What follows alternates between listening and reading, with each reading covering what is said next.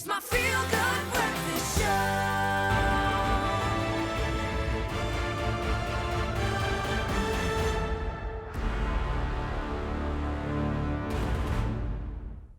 Yes, he's back, and it's for a big one. Our movie guru, JP Sebastian, is here to set the scene for probably one of the biggest releases, maybe not as big as Top Gun Maverick, which has blown all box office records, I understand it, but this one is a biggie, Jurassic World Dominion. That's right, coming out tomorrow in South Africa, so sink your teeth in, your claws in, and everything else in. How about we show you a scene, first of all, from Jurassic World Dominion. Here is a bit of a look, a sneak peek, a scene at the two worlds coming together, the newbies and the legacy actors and characters for the movie you'll get to see in cinemas tomorrow.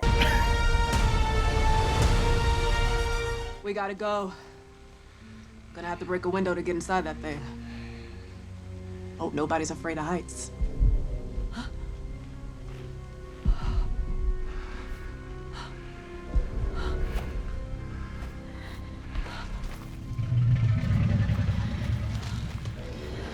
Don't move.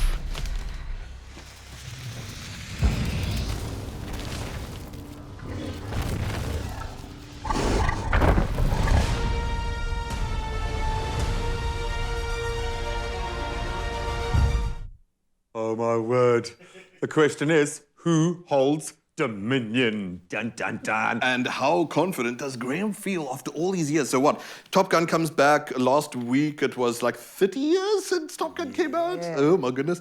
This is what? A saga since 1993, and this is the last of 6 movies. How do you feel about that, by the way? You must have been a big fan when it came out. Yeah, all I'm thinking about is that cup of juice that first rattled. Juice, it's called water. Water, whatever it was. Your nerves also Unbranded rattle. juice water that when that first T-Rex foot landed. So the question is, does it hit the highs? Does it give the scares? Because this is 30 years of expectation Yes. that need to be met. Does it meet that expectation? Oh yeah, I'm the guy who's seen it. I should tell you that, right? So first of all, it carries on obviously from Jurassic World: Fallen Kingdom, the last one, which look, these new ones weren't as good as they should have been.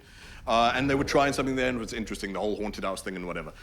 This takes a different beat, a different feel and whatever. So now we see this character, Maisie, who was revealed to be a clone back then in that old one, a clone of the granddaughter of one of the co-founders of Jurassic Park. She released the dinosaurs against the advice of Chris Pratt's character. So now there's this Dominion story going on. Look at these beautiful shots, by the way. Wow.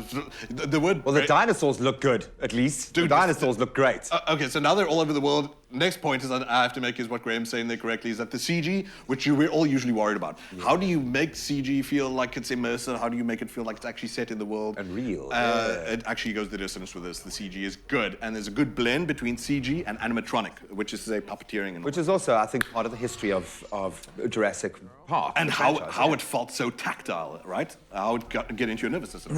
Talk to me about chemistry, because this is a merging of two worlds with two great sets of actors that now have to combine. We should say the names then. So Sam Neill, Laura Dern, and obviously Jeff Goldblum, man, who you love dearly, I'm sure. The old characters from the old guard.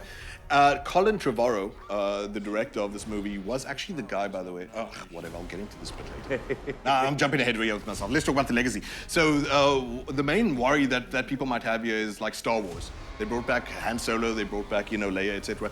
Did they get the time they deserved? Did they get the screen time that they deserved? Did they get the fleshing out they deserved? Justice, yeah.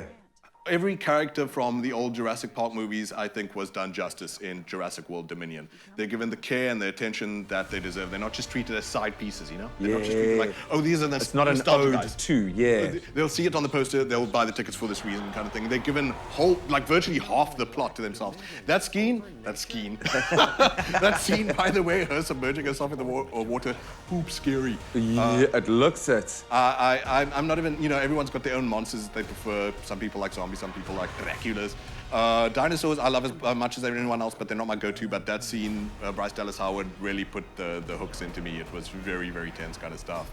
So action is good. It's tactile. The respect of the legacy characters is good. Mad respect for them too. How about I show you a bit about getting back into the legacy? Oh, please do. So this is not like a major featurette or whatever. This is just hype.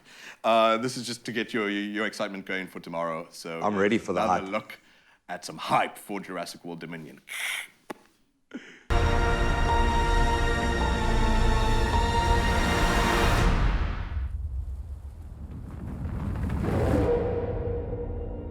wanted to show them something that wasn't an illusion. Something that was real. Something that they could see and touch.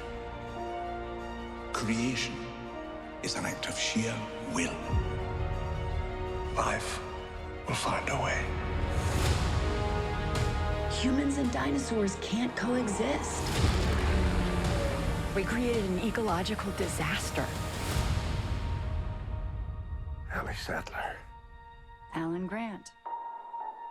You didn't come out all this way just to catch up now, did you? You coming or what?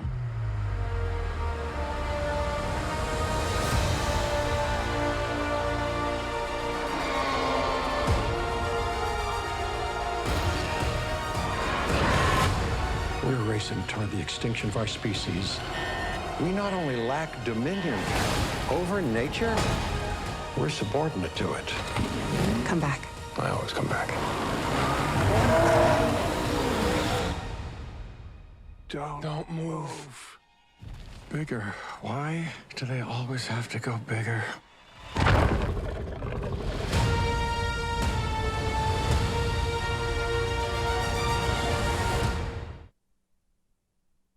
I always come back, JP. We always do come back. No, we've come back right now because I need you to put your head on the block here and give me a number. I've not been saying any negative things, and I have to say, look, a lot is quite samey and a lot is quite derivative. There are notes that you have to hit and there are nods of the hat that you have to do and whatever, but really, as a popcorn movie, through all spills, the sound design that you just mentioned while we were watching the clip, excellent. Graphics, amazing. Action set pieces, propulsive. This is totally worth the popcorn and an outing for 8 out of 10 Jurassic World Dominion. Wow, 8 out of 10 coming from this distinguished gentleman, the complete opposite of other critics, but seriously, for the fans and people who just want to let their hair down watching the big screen movie, it hits maybe that's what we need after not having had that luxury for the longest time. It's also got beautiful message into it, though, too. A word that you love so dearly, pathos. You saw a lot of the scene where he was majestic. It looks like you're watching like a BBC wildlife documentary, but like, not in a presentational sense. I'm stealing a word here from the interview that I'm about to show you, actually. All right. So I got to speak to the director, Colin Trevorrow. That name I've been practicing a great deal because I actually get it wrong. Should have done that before the interview. I'm a human being with the brain of a lizard, and I've only ever read about this guy for the past 10 years. I do know that he's deeply important, though you might recognize the name from Star Wars. He was supposed to be the original writer and director of the last one and kind of got shafted for that. Wow. Guy with great promise, and I think really does himself He answers a that great call. service at putting the capstone on a great franchise, great legacy of a series of movies.